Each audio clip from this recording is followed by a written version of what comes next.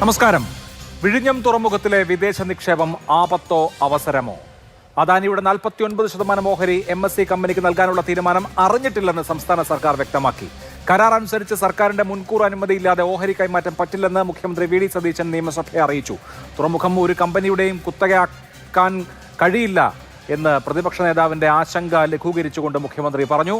ദേശസുരക്ഷ ഉറപ്പാക്കി കുത്തകവൽക്കരണം തടയുന്ന കൈമാറ്റമേ സർക്കാർ അനുവദിക്കൂ എന്ന് ഇന്ന് സർക്കാർ നിയമസഭയിൽ വ്യക്തമാക്കുകയും ചെയ്ത പശ്ചാത്തലത്തിൽ ഈ വിഴിഞ്ഞം പോർട്ടിലെ വിദേശ നിക്ഷേപം ആപത്താണോ അതോ ഒരു അവസരമാണോ എന്നാണ് സൂപ്പർ പ്രൈം ടൈം ചർച്ച ചെയ്യുന്നത്. ഈ ചർച്ചയിൽ ശ്രീ വിജയ് മാത്യു മാരിടൈം ബോർഡിന്റെ മുൻ ചെയർമാനാണ്, ശ്രീ എസ് ആദികേശവൻ ധനകാര്യ വിദഗ്ധനാണ്, ശ്രീ എ സമ്പത്ത് CPM നേതാവ് മുൻ MP, ശ്രീ ജിൻറ്റോ ജോൺ കോൺഗ്രസ് നേതാവ്, ശ്രീ TP ജയചന്ദ്രൻ BJP നേതാവ് എന്നിവർ. ആദ്യം Shri Jinto John, Adani ports and SCSഉം സ്പെഷ്യൽ എക്കണോമിക് സോണും കേരളവും തമ്മിലുള്ള കൺസെഷൻ എഗ്രിമെൻ്റ് അനുസരിച്ച് അതിൻ്റെ 5(3) ക്ലോസ് അനുസരിച്ച് സംസ്ഥാന സർക്കാരിൻ്റെ പ്രയർ അപ്രൂവൽ വേണം 25% മുകളിലുള്ള ഓഹരി കൈമാറ്റത്തിന്. ഇവിടെ ഇപ്പോൾ 49% ഓഹരി കൈമാറ്റത്തെക്കുറിച്ചുള്ള വാർത്തകളാണ് മാധ്യമങ്ങളിൽ വന്നത്. അപ്പോൾ സംസ്ഥാന സർക്കാരിൻ്റെ അനുമതി ഇല്ലാതെ എങ്ങനെയാണ് അദാനി പോർട്സ് അവരുടെ ഓഹരി ഒരു ആഗോള കമ്പനിക്ക് വിൽക്കുക? അല്ല, ഞാൻ ഇതുമായി ബന്ധപ്പെട്ട പല മാധ്യമ വാർത്തകൾ കണ്ടു. ചില മാധ്യമ വാർത്തകളിൽ 23% ഓഹരി കൈമാറുന്നതിനെ കുറിച്ചിട്ടാണ് കേട്ടത്. ചിലതിൽ അങ്ങനെയല്ലെന്നും പറയുന്നുണ്ട്. അപ്പോൾ ഇതിനെക്കുറിച്ച് വ്യക്തമായിട്ടുള്ളൊരു അറിവ് നമ്മൾക്കാർക്കും ഇല്ല. ഇത്തരം വാർത്തകളിൽ നിന്നുള്ള അറിവ് മാത്രമേ ഉള്ളൂ. അതിനപ്പുറത്ത് കേരളത്തിൻ്റെ മുഖ്യമന്ത്രി, ധനകാര്യമന്ത്രി കൂടിയായിട്ടുള്ള മുഖ്യമന്ത്രി ഇന്ന് സഭയിൽ പറഞ്ഞിട്ടുണ്ട്. കേരളത്തിൻ്റെ ആശങ്ക പരിഹരിക്കുന്ന രീതിയിലായിരിക്കും ഈ ഓഹരി കൈമാറ്റം സംസ്ഥാന സർക്കാർ അതിനെ കൈകാര്യം ചെയ്യുക എന്നുള്ളത്. അപ്പോൾ നമ്മുടെ സുരക്ഷയ്ക്ക് ബാധകമായിട്ടുള്ള കാര്യങ്ങളുണ്ടോ എന്നും അതുപോലെ തന്നെ കുത്തകവൽക്കരണം ഇല്ലാതിരിക്കാൻ വേണ്ടിയിട്ടുള്ള നടപടിക്രമങ്ങളും അങ്ങനെ എല്ലാം കേരളത്തിൻ്റെ വികസനവും ദീർഘകാലാടിസ്ഥാനത്തിലുള്ള കാഴ്ചപ്പാടോടുകൂടിയുള്ള ഒരു വികസനവും ലക്ഷ്യം വെച്ചിട്ടുള്ള നിലപാടുകളെ സംസ്ഥാന സർക്കാരിൻ്റെ ഭാഗത്തുനിന്ന് ഉണ്ടാവുള്ളൂ. അതിനപ്പുറത്തുള്ള ഒരു അനുമതിയുമായി ബന്ധപ്പെട്ട ഒരു ചർച്ചകളും അദാനി കമ്പനിയുമായി സംസ്ഥാന സർക്കാർ നടത്തിയിട്ടില്ല എന്നാണ് നമുക്കറിയാൻ കഴിയുന്നത്. അപ്പോൾ ഇതുവരെ ഉള്ള അറിവ് അനുസരിച്ചിട്ട് അങ്ങനെ മാധ്യമ വാർത്തകളിലൂടെയാണ് അറിയുന്നത്. അപ്പോൾ വിദേശ കമ്പനികൾക്ക് ഓഹരി കൈമാറ്റം ചെയ്യുന്നതിന് ഇതിൻ്റെ ഉടമസ്ഥാവകാശം നിലനിർത്തിക്കൊണ്ട് മാറ്റണമെങ്കിൽ 25% എങ്കിലും അദാനിയുടെ പക്കലുണ്ടായിരിക്കണം. അല്ലെങ്കിൽ അത് ഉടമസ്ഥാവകാശം കൈമാറ്റം ചെയ്യുന്നതിന് തുല്യമാകും. അപ്പോൾ സ്വാഭാവികമായിട്ടും അത് നിയമപരമായി തന്നെ സാധ്യത ഇല്ലാത്തതാണ് കരാർ വ്യവസ്ഥകൾ പ്രകാരം. ബാക്കിയുള്ള വിവരങ്ങളൊക്കെ നമുക്ക് വ്യക്തമാകേണ്ടിയിരിക്കുന്നു. ശരി. ശ്രീ വിജയ് മാത്യു, 18 മാസം കൊണ്ട് 20 ലക്ഷം TU ചരക്ക് കൈകാര്യം ചെയ്തിട്ടുള്ള പോർട്ടാണ്. അതിൽ തന്നെ ഇപ്പോൾ നമ്മൾ 18 മാസം കൊണ്ട് 1000 കപ്പൽ വന്ന തുറമുഖങ്ങൾ എന്ന നിലയിൽ നോക്കിയാൽ ലോകത്തെ തന്നെ ഒരു പ്രധാനപ്പെട്ട ആ അർത്ഥത്തിൽ ആ അച്ചീവ്മെൻ്റ് നേടിയ തുറമുഖം മാറിയിട്ടുള്ള തുറമുഖമാണ് വിഴിഞ്ഞം. അപ്പോൾ അങ്ങനെ വളരെ പ്രധാനപ്പെട്ട കേരളത്തിൻ്റെ ഭാവിയിലേക്കുള്ള താക്കോൽ എന്ന് വിശേഷിപ്പിക്കപ്പെട്ട തുറമുഖമാണ് വിഴിഞ്ഞം. അപ്പോൾ ആ വിഴിഞ്ഞവുമായി ബന്ധപ്പെട്ട് അതിൻ്റെ ഓണർഷിപ്പിൽ വരുന്ന മാറ്റം തുടങ്ങിയവയൊക്കെ സ്വാഭാവികമായിട്ടും വലിയ ചർച്ച ഉണ്ടാക്കും. അത് നല്ലതാണോ മോശമാണോ എന്ന ചർച്ചയൊക്കെ ഉണ്ടാവും. ഇവിടെ ഇപ്പോൾ ലോകത്തെ ഏറ്റവും പ്രധാനപ്പെട്ട ഷിപ്പിംഗ് കമ്പനിയായ മെഡിറ്ററേനിയൻ ഷിപ്പിംഗ് കോർപ്പറേഷൻ വളരെ പ്രധാനപ്പെട്ട ഇൻവെസ്റ്റ്മെൻറ്റ് 13,000 കോടിയേക്കാൾ കൂടുതൽ രൂപയുടെ ഇൻവെസ്റ്റ്മെൻറ്റ് ഇവിടെ നടത്തുമ്പോൾ അതുണ്ടാക്കുന്ന പ്രതിഫലനങ്ങൾ എന്തൊക്കെയാണ്? അത് ഏതൊക്കെ തരത്തിൽ ബാധിക്കാം?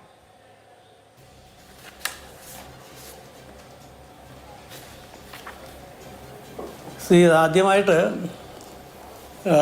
നമ്മൾ ഈ തുറമുഖത്തെക്കുറിച്ച് മനസ്സിലാക്കുന്ന നല്ലതാണ്.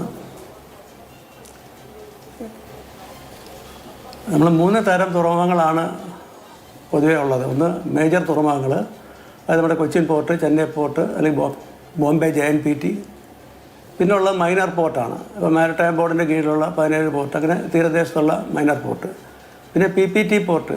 ഈ PPT പോർട്ടും മൈനർ പോർട്ടും ഇന്ത്യൻ പോർട്സ് ആക്ട് പ്രകാരം കേരള മാരിടൈം ബോർഡിൻ്റെ കീഴിലാണ് വരേണ്ടത്. അതായത് സ്റ്റേറ്റും മാരിടൈം ബോർഡാണ് അതിൻ്റെ പല കാര്യങ്ങളും ചെയ്യേണ്ടത്. ഇതിപ്പോൾ നമ്മുടെ മുൻപിലുള്ളത് സാധാരണ ഒരു PPT എഗ്രിമെൻ്റ് അല്ല, എന്നാൽ PPT ആണെന്ന് പറയുകയും ചെയ്യാം. Design, build, finance, operate and transfer DBFOT മാതൃകയിലുള്ള ഒരു PPT ആണ് അത്. Which is another kind of PPT port എന്ന് പറയാം. ഇത് 2015 ഓഗസ്റ്റ് 17 ഇത് ഒപ്പിട്ട അന്നത്തെ കൺസെഷൻ അഗ്രിമെൻറ്റ് മാത്രമേ നമുക്ക് ഓൺലൈനായാലും ഒക്കെ കിട്ടുന്നുള്ളൂ. ഇപ്പോൾ കിട്ടുന്നുണ്ടോ എന്ന് എനിക്കറിയില്ല. ഇതിനകത്ത് ഞാൻ മനസ്സിലാക്കിയത് മീഡിയ വഴിയാണ് ഞാനും അറിഞ്ഞത് ഇതിനെക്കുറിച്ച്. 49% ട്രാൻസ്ഫർ ചെയ്യുക, 46% ട്രാൻസ്ഫർ ചെയ്യുന്നതായിട്ടാണ് അറിഞ്ഞത്. പക്ഷേ കൺസെഷൻ എഗ്രിമെൻ്റ് പ്രകാരം ഈ ആദ്യം അത് പറയട്ടെ, ഇത് സർക്കാരാണ് ഇതിൻ്റെ ഉടമയെന്ന് പറയുമ്പോൾ തന്നെ സ്ഥലവും അക്വയർ ചെയ്തതും ഇതിൻ്റെ ഉടമ സർക്കാരാണ്. പക്ഷേ ഈ ഓപ്പറേറ്റ് ചെയ്യുന്ന company Adani international port private limited എന്ന് പറയുന്നത് അതിൽ സർക്കാരിന് ഒരു ഷെയറുമില്ല. ആ ഷെയറിലെ 49% ഇപ്പോൾ ഈ MSC എന്ന് പറയുന്ന ലോകത്തിലെ ഏറ്റവും വലിയ കമ്പനി എന്ന് പറയുന്ന MSCക്ക് ട്രാൻസ്ഫർ ചെയ്യാൻ ഉദ്ദേശിക്കുന്നതായിട്ട് മീഡിയയിൽ വന്നത്. അതിന്ന് ഞാൻ യാദൃശ്ചികമായിട്ട് പകൽ TV വെച്ചപ്പോൾ പ്രതിപക്ഷ നേതാവ് മുഖ്യമന്ത്രി പറയുന്നത് കേട്ടു. അദ്ദേഹം അത് ശ്രദ്ധിക്കേണ്ട കാര്യങ്ങൾ കൃത്യമായിട്ട് വിശദീകരിച്ചു. അതിന് ഇപ്പോഴത്തെ മുഖ്യമന്ത്രി വളരെ വ്യക്തമായിട്ടുള്ള മറുപടിയും തന്നു. പക്ഷേ സൂക്ഷിക്കേണ്ട ഒരു കാര്യം, നിയമപ്രകാരം കൺസെഷൻ എഗ്രിമെൻറ്റ് പ്രകാരം 26% കൂടുതൽ ട്രാൻസ്ഫർ ചെയ്താൽ കൺസെഷൻ എഗ്രിമെൻറ്റ് പ്രകാരം it's equivalent to transfer of ownership. ആ കൺസെഷൻ എഗ്രിമെൻറ്റിൽ അങ്ങനെ ഒരു മാറ്റം വരുത്തിയിട്ടുണ്ടോ എന്ന് എനിക്കറിയില്ല. ഇപ്പോൾ ലേറ്റസ്റ്റ് അത് പരിശോധിക്കണം. ഇപ്പോഴത്തെ തുറമുഖ വകുപ്പാണെങ്കിൽ അത് പരിശോധിക്കണം. പിന്നുള്ളത് ഇതിൻ്റെ നമ്പർ ഓഫ് ഈ MSCയുടെ ഇൻവെസ്റ്റ്മെൻറ്റ് ഇപ്പോൾ ഞാൻ മനസ്സിലാക്കിയത് കമ്മീഷൻ ചെയ്ത 2025 24 കമ്മീഷൻ ചെയ്ത അന്ന് മുതൽ ഇന്ന് വരെ എത്ര TU അല്ലെങ്കിൽ എത്ര കപ്പൽ വന്നെന്നുള്ളതല്ല, എത്ര കാർഗോ ഉള്ള കണ്ടെയ്നർ അവിടെ വന്നു, അതിൽ എത്ര രൂപ വരുമാനമുണ്ടായി, അതിൽ സർക്കാരിന് ഇന്ത്യൻ പോർട്സ് ആക്ട് പ്രകാരം കിട്ടേണ്ട പോർട്ട് ഡ്യൂസ്. കുറച്ച് നാൾ മുമ്പ് ഞാൻ ഒരു സെമിനാറിൽ പങ്കെടുത്തപ്പോൾ മനസ്സിലായത് 48 കോടിയോളം രൂപ സർക്കാരിന് കൊടുക്കാനുണ്ട്. ഇതുവരെ എൻ്റെ അറിവിൽ വെച്ചിട്ട് MSCയുടെ കപ്പലല്ലാതെ ഒരു കപ്പലും ഈ തുറമുഖത്ത് വന്നിട്ടില്ല. അത് നല്ലൊരു ലക്ഷണമല്ല. കാരണം ഇതിലും ചെറിയൊരു തുറമുഖമാണ് നമ്മുടെ കൊച്ചിയിൽ UPA ഗവൺമെൻറ് തുടങ്ങിയ കേന്ദ്ര സർക്കാരിൻ്റെ DP world Vallarpadam container terminal. അവിടെ എല്ലാത്തരം കണ്ടെയ്നറും കപ്പലുകളും വരുന്നുണ്ട്. അപ്പോൾ എന്തുകൊണ്ട് ഇവിടെ ഇപ്പം തന്നെ MSC കമ്പനി മാത്രം വരുന്നു? എന്തുകൊണ്ട് അവിടെ അടുക്കി വച്ചിരിക്കുന്ന കണ്ടെയ്നറുകളിൽ ഞാൻ മനസ്സിലാക്കിയത് 90-95% MT-ആണ്.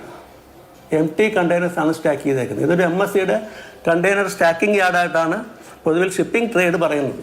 ഞാൻ ഷിപ്പിംഗ് രംഗത്ത് പ്രാക്ടീസ് ചെയ്യുന്ന ഒരാളാണ്, അതുകൊണ്ട് മനസ്സിലാക്കിയതാണ്.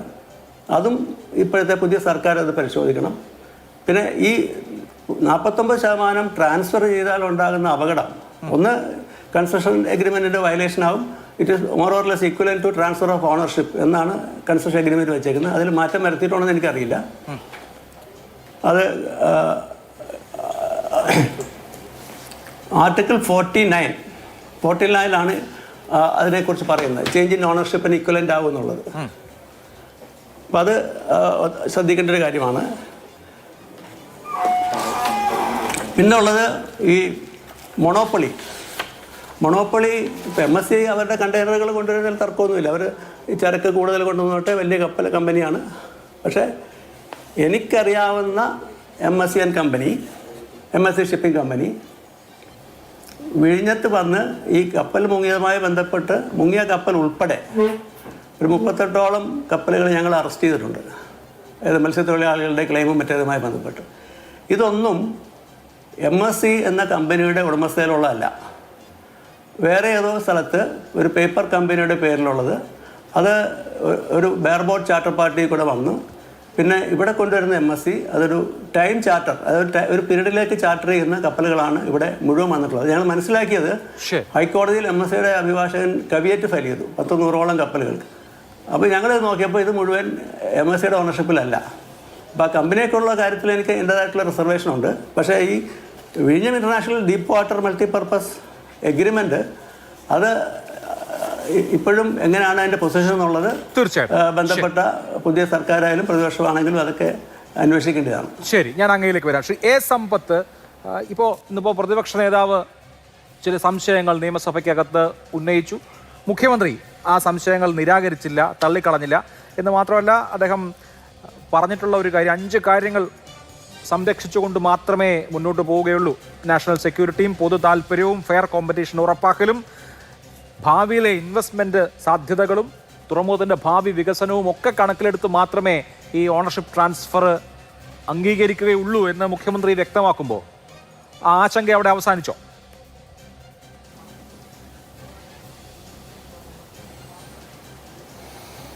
അഭിലാഷേ, നമ്മൾ ഈ ചർച്ചയിൽ പങ്കെടുക്കുന്ന എല്ലാവരും എന്ന് ഞാൻ പറഞ്ഞോട്ടെ, നമ്മളിത് അറിയുന്നത് എപ്പോഴാണ്? ഇതറിയുന്നത് മാധ്യമങ്ങൾ മുഖാന്തരം ഈ വിവരങ്ങൾ പൊതുജനങ്ങൾ അറിയുന്നു, നമ്മുടെ നിയമനിർമ്മാണ സഭയിലെ അംഗങ്ങൾ അറിയുന്നു, മന്ത്രിമാരും കേരളത്തിൻ്റെ മുഖ്യമന്ത്രിയും പ്രതിപക്ഷ നേതാവും ഉൾപ്പെടെയുള്ളവർ അറിയുന്നു. അപ്പോൾ നമ്മൾ അറിയേണ്ടതായ പ്രധാനപ്പെട്ട കാര്യങ്ങൾ നമ്മൾ അറിയാതെ അത്തരത്തിൽ ചെയ്യാനായിട്ടുള്ള അധികാരങ്ങൾ ചില കോർപ്പറേറ്റുകളുടെ കൈവശമാണ് എന്നത് തന്നെ അപകടകരമാണ്. ഞാനിപ്പോൾ ഇത് പറയുന്നതിൻ്റെ കാരണം അഭിലാഷ് വായിച്ചിട്ടുണ്ടാവാൻ ഇടയുള്ളതാണ്. ഈ ജോൺ പെർക്കിൻസിൻ്റെ 2004 പുറത്തിറങ്ങിയതായ the confessions of an economic hitman എന്നൊരു പുസ്തകമുണ്ട്. ദശലക്ഷക്കണക്കിന് കോപ്പികൾ അങ്ങനെ ഒരുപാട് റീപ്രിൻ്റ് അടക്കം വേണ്ടി വന്നിട്ടുള്ളതായ ഒരു പുസ്തകമാണത്. വളരെ കൗതുകകരമായ ഒരു ആത്മകഥാരൂപത്തിലുള്ള ഒരു പുസ്തകമാണത്. അത് ലോകത്തിലെ ഈ പലയിടത്തും കോർപ്പറേറ്റ് ശക്തികൾ ഇങ്ങനെ ഈ പൊതുസമ്പത്ത് കൈയടക്കുന്നതിന് നടത്തുന്നതായിട്ടുള്ള വിവിധ തരത്തിലുള്ള അവരുടെ നയങ്ങൾ, പരിപാടികൾ ആസൂത്രണം ചെയ്ത് അത് വിവിധ സ്റ്റേറ്റുകളിലെ വിവിധ രാഷ്ട്രങ്ങളിലെ സർക്കാരുകളെ കൊണ്ടും അവിടുത്തെ ഭരണകൂടത്തെ ജുഡീഷ്യറി അടക്കം അതിനായി ഉപയോഗിക്കുന്നതിനെ സംബന്ധിച്ചാണ്. അത് കഴിഞ്ഞതിന് ശേഷം 2007 ഫെബ്രുവരിയിൽ ഇതിൻ്റെ തുടർച്ചയായി മറ്റൊരു പുസ്തകം, ഒരു കൂട്ടം എഴുത്തുകാരാണ് അതിൽ എഴുതിയിട്ടുള്ളത്. A game as old as an empire എന്നാണ് ആ പുസ്തകത്തിൻ്റെ പേര്. സ്റ്റീവൻ ഹിയാറ്റാണ് അതിൻ്റെ എഡിറ്റർ. ഈ 2 പുസ്തകങ്ങൾ ലോകത്തിന് നൽകിയിട്ടുള്ള മുന്നറിയിപ്പുകളുണ്ട്. ആ മുന്നറിയിപ്പുകൾ പലപ്പോഴും മാധ്യമപ്രവർത്തകരും ആ മുന്നറിയിപ്പ് പലപ്പോഴും ആവർത്തിച്ചിട്ടുണ്ട്.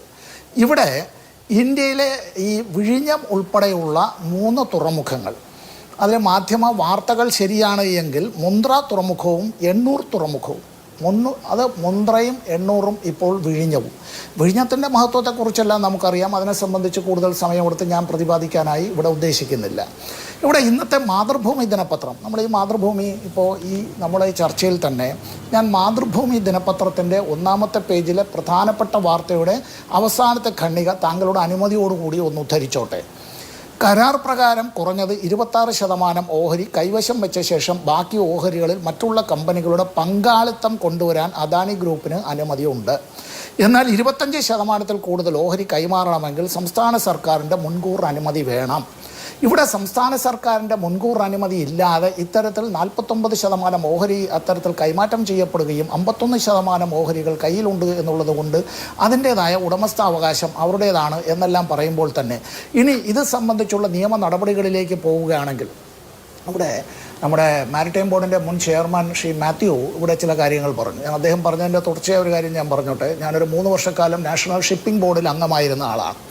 നമ്മുടെ നാഷണൽ ഷിപ്പിംഗ് ബോർഡിലടക്കം 2009-14 കാലത്ത് പലപ്പോഴായി ഈ അന്തർദേശീയ ബഹുരാഷ്ട്ര കുത്തകകളുടെ സമ്മർദ്ദത്തിൻ്റെ ഫലമായി ഇന്ത്യൻ കമ്പനികൾ പലരും അവർക്ക് കൂടുതൽ അത്തരത്തിൽ അധികാരങ്ങൾ നൽകണം, ഇത് തുറന്നു കൊടുക്കണം, എന്തിനേറെ പറയുന്നു തുറമുഖങ്ങളിലെ സുരക്ഷാ സംവിധാനമടക്കം ഇന്ത്യ ഗവൺമെൻറ്റിൻ്റെ നിയന്ത്രണത്തിലുള്ള ദേശ സുരക്ഷയുമായി ബന്ധപ്പെട്ട വിഷയമാണ്.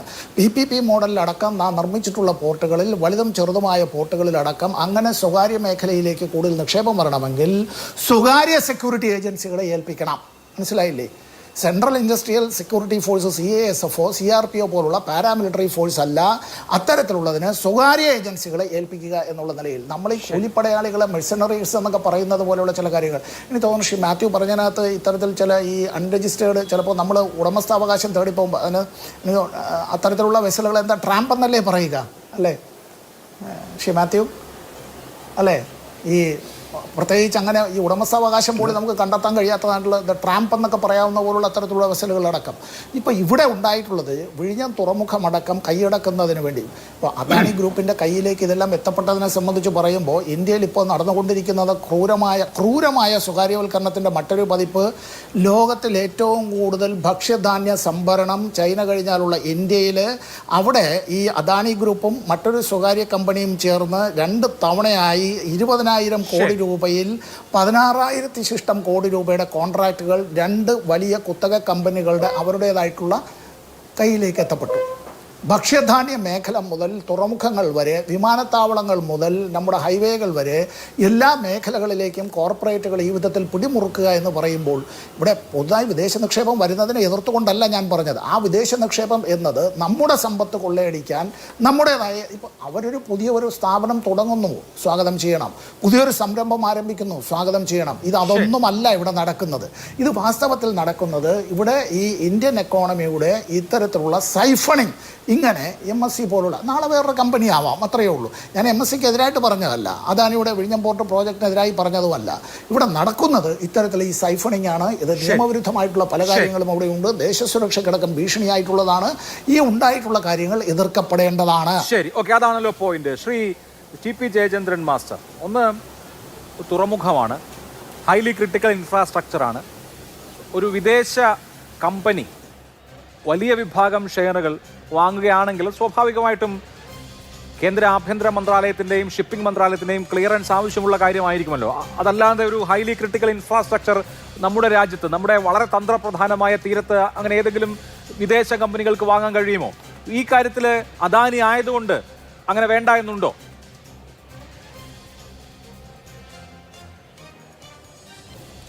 അഭിലാഷേ, ഞാൻ പഠിച്ചിടത്തോളവും ഞാൻ മനസ്സിലാക്കിയിടത്തോളവും വിഴിഞ്ഞം പോർട്ട് പ്രവർത്തിക്കുന്നത് സംസ്ഥാന ഗവൺമെൻറ്റും അദാനിയും തമ്മിലുണ്ടാക്കിയ ഒരു കരാറിൻ്റെ അടിസ്ഥാനത്തിലാണ്.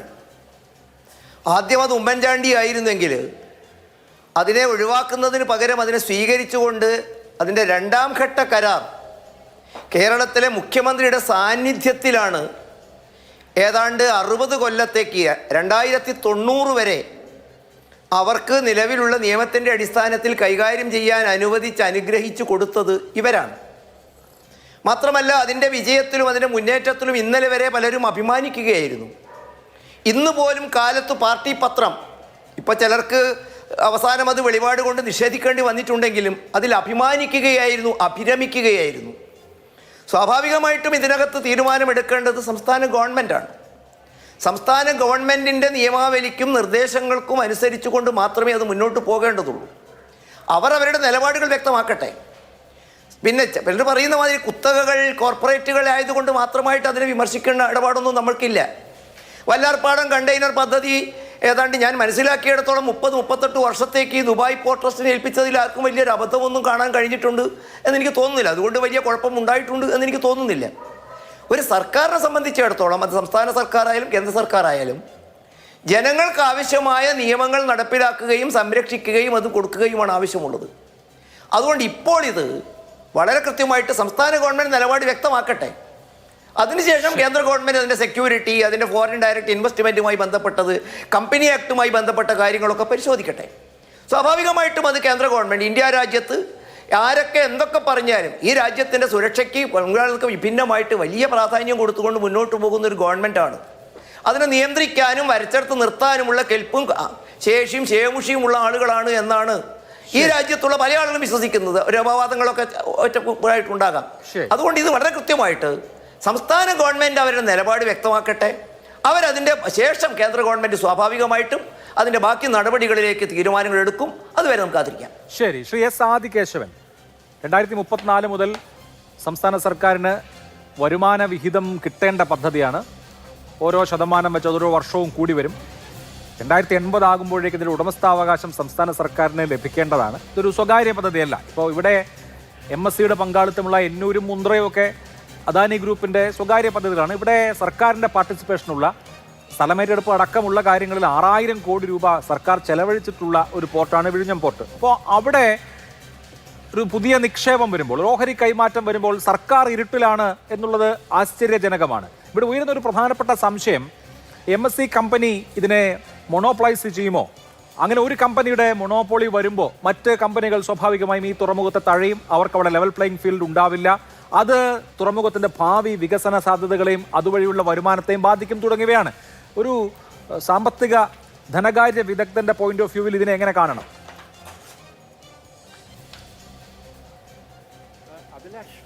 ഇപ്പം ഞാൻ നമ്മുടെ ബഹുമാനപ്പെട്ട സുഹൃത്ത് ശ്രീ സമ്പത്ത്, അതേപോലെ മാരിടൈം ബോർഡിൽ ഉന്നത ഉദ്യോഗസ്ഥൻ അദ്ദേഹം പറഞ്ഞ കാര്യം, BJPയുടെ വക്താവൊക്കെ പറഞ്ഞ കാര്യം ഞാൻ കേട്ടു. എനിക്ക് തോന്നുന്നത് ഇന്നേ വരെ കേരളം കണ്ടിട്ടുള്ള, കേരളം മാത്രമല്ല ഭാരതം കണ്ടിട്ടുള്ള one of the highest foreign direct investment ആണ്. അതായത് നേരിട്ടുള്ള വിദേശ നിക്ഷേപം. നേരിട്ടല്ലാത്ത വിദേശ നിക്ഷേപം നമ്മൾ സാധാരണ പറയുന്നത് ഓഹരി വിപണിയിൽ വരുന്ന നിക്ഷേപത്തിനെയാണ്. ഓഹരി വിപണിയിൽ വിദേശ പണം അല്ലെങ്കിൽ വിദേശ ഇൻവെസ്റ്റ്മെൻറ്റ് വരികയാണെങ്കിൽ അത് എപ്പോൾ വേണമെങ്കിലും അവർക്ക് തിരിച്ചു കൊണ്ടുപോകാൻ പറ്റും.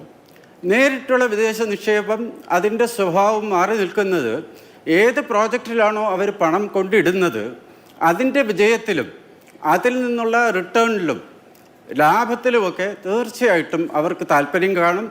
ആ നിക്ഷേപം സംരക്ഷിക്കപ്പെടണമെന്ന് മാത്രമല്ല, ആ നിക്ഷേപത്തിൽ നിന്നും റിട്ടേൺസ് കിട്ടാനായിട്ടുള്ള തരത്തിലുള്ള ഒരു അപ്രോച്ചായിരിക്കും വിദേശ നിക്ഷേപകർ പൊതുവെ സ്വീകരിക്കുക. പിന്നെ പരമ്പരാഗതമായി വളർന്നു വന്നിട്ടുള്ള നമ്മുടെ നാട്ടിലെ പൊതു സാമ്പത്തിക നയത്തിൻ്റെ പശ്ചാത്തലം നമ്മൾ നോക്കിയാൽ ഇപ്പം നമ്മൾ വർത്തമാനം പറയുന്ന അല്ലെങ്കിൽ നമ്മൾ കാണുന്ന റിസ്കുകൾ, അതായത് കുത്തക വിദേശ കമ്പനികൾ ഇവിടെ വരുന്നു, അവർ പണം ഇൻവെസ്റ്റ് ചെയ്യുന്നു, നമ്മുടെ വരുതിയിൽ അവർ നിൽക്കുമോ, ദേശദ്രോഹപരമായിട്ടുള്ള കാര്യങ്ങൾ അവർ ചെയ്താൽ എന്തെല്ലാം നമ്മൾ ചെയ്യും, എന്ത് ചെയ്യാൻ സാധിക്കും, കൂടാതെ നമ്മുടെ അറിവോ ഒന്നും കൂടാതെ തന്നെ ഒരു സുപ്രഭാതത്തിൽ അനൗൺസ് ചെയ്യാണ്. അഭിലാഷ്, സാധാരണ ഇമാതിരി വിദേശ നിക്ഷേപത്തിൻ്റെ സ്വഭാവം തന്നെ ഓർക്കേണ്ടത് 13,500 1.8 ബില്യൺ കോടിയാണല്ലോ ഇപ്പോൾ കൊണ്ടുവരാനായിട്ട് ഉദ്ദേശിക്കുന്നത്. പത്ര റിലീസിൽ കൂടി മനസ്സിലാക്കിയ നമ്മുടെ ഫിഗർ ഇത് അവസാന നിമിഷം എല്ലാം രണ്ട് പാർട്ടികളും എഗ്രി ചെയ്തതിന് ശേഷം മാത്രമേ സാധാരണ പുറത്തു വിടാറുള്ളൂ. പിന്നെ നമ്മുടെ ആശങ്ക ഇവർ നമ്മളെ വിഴുങ്ങിക്കളയുമോ, ചുരുക്കി പറഞ്ഞാൽ അങ്ങനത്തെ ആശങ്ക അസ്ഥാനത്താണെന്നാണ് എൻ്റെ വിശ്വാസം. ഇനി ആ ആശങ്ക റിയലിസ്റ്റിക് ആണ്, അത് തീർച്ചയായിട്ടും കാര്യമായിട്ട് എടുക്കണം. അതിനെ തടയിടണം എന്നുണ്ടെങ്കിൽ ഇന്നും ഞാൻ പറയുന്നു, കേരള ഗവൺമെൻറ്റിന് ഇത് നിഷേധിക്കാനുള്ള സർവ്വ സ്വാതന്ത്ര്യമുണ്ട് കൺസെഷൻ എഗ്രിമെൻറ്റിൽ. അപ്പോൾ പൊതു അഭിപ്രായം, ഞാൻ അതിനോട് യോജിക്കുന്നില്ല. പൊതു അഭിപ്രായം അല്ല, MSCയുടെ കാശൊന്നും നമുക്ക് വേണ്ട, നമുക്ക് അതായത് ഈ കറൻസി അല്ലെങ്കിൽ നിക്ഷേപത്തിന് കളറുണ്ട് എന്നുള്ളതാണല്ലോ സമീപനം. കാശ് അദാനിയുടേതാണെങ്കിൽ കുഴപ്പമില്ല, അപ്പോൾ അതുവരെ എത്തി. കാരണം അത് രണ്ട് ഗവൺമെൻറ്റുകളും UDF ഗവൺമെൻറ് അംഗീകരിച്ചു, LDF ഗവൺമെൻറ് കാലത്ത് സപ്പോർട്ടും ഈ പദ്ധതിക്ക് കൊടുത്തല്ലോ. അതിൽ നിന്നും എന്താണ് മാറ്റം? അദാനി കമ്പനി ഇപ്പോൾ അദാനിയുടെ പണമോ MSCയുടെ പണമോ, ആ പണത്തിലുള്ള വ്യത്യാസം എന്നുള്ളതിനപ്പുറത്ത് ഒരു ഷിപ്പിംഗ് കമ്പനിയാണ് MSC. അപ്പോൾ മറ്റ് ഷിപ്പിംഗ് കമ്പനികൾക്ക് ആക്സസ് ഇല്ലാത്ത വിധത്തിൽ അവരിതിനെ ഒരു മൊണോപ്പൊളി, വിഴിഞ്ഞം പോലെ വളരെ പൊട്ടൻഷ്യലുള്ള ഒരു പോർട്ടിനെ അവരുടെ മൊണോപ്പൊളിയാക്കി മാറ്റുമോ? അത് ഒരു മൾട്ടി ഓപ്പറേറ്റർ പോർട്ടായി വളരേണ്ട ഒരു പോർട്ടിനെ കുറെ കൂടി ചുരുക്കുമോ? ഇങ്ങനെയൊക്കെയുള്ള ആശങ്കയാണ്. യഥാർത്ഥത്തിൽ വലിയ വികസന സാധ്യതകൾ ഈ കമ്പനിയുടെ കുത്തകയോടുകൂടി ചുരുങ്ങുമോ എന്നുള്ളതാണ് ഇവിടുത്തെ അടിസ്ഥാനപരമായ ഒരു സംശയം. അതിനുത്തരവുണ്ട് അഭിലാഷ്. ആ കാര്യം അല്ലെങ്കിൽ ആ ചോദ്യം വളരെ റിലവൻ്റ് ആയിട്ടുള്ള ചോദ്യം, ഞാൻ നിഷേധിക്കുന്നില്ല. പക്ഷേ ഓൺ ദ ഗ്രൗണ്ട് നമ്മുടെ എക്സ്പീരിയൻസ് എന്താണ് അഭിലാഷ്? വള്ളാർപ്പാടം നേരത്തെ റെഫർ ചെയ്തതുപോലെ ഇന്ന് വള്ളാർപ്പാടം പദ്ധതിയിലെ ഓഹരിയുടെ ഓണർഷിപ്പ്, ഉടമസ്ഥ അവകാശം DP വേൾഡ് എന്ന് പറയുന്ന ദുബായ് കമ്പനിയുടെ കൈവശം 85%.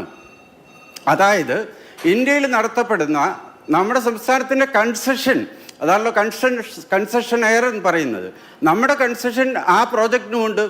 ആ പ്രോജക്റ്റിൽ ആസ് വി സ്പീക്ക് നമ്മളിത് ചർച്ച ചെയ്യുമ്പോൾ 85% ഓഹരി UAE-യിലെ പ്രൈവറ്റ് കമ്പനിയായ DP വേൾഡിൻ്റെ കയ്യിലാണ്. ബോംബെയിലെ ജവഹർലാൽ നെഹ്റു പോർട്ടിൽ ഇത്രത്തോളം വിപുലമായിട്ടല്ലെങ്കിലും നിക്ഷേപം സിംഗപ്പൂരിലെ PSA എന്ന് പറയുന്ന കമ്പനി നടത്തിയിട്ടുണ്ട്.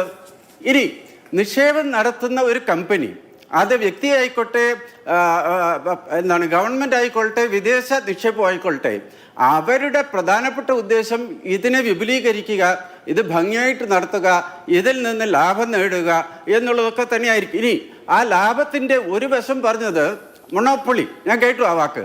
മൊണോപ്പൊളിക്ക് ഇവിടെ നമ്മുടെ സംവിധാനത്തിൽ എന്താണ് നമ്മൾ പ്രതിനിധീകരിച്ചിട്ടുള്ളത് Abhilash? Competition commission of India ഉണ്ട്.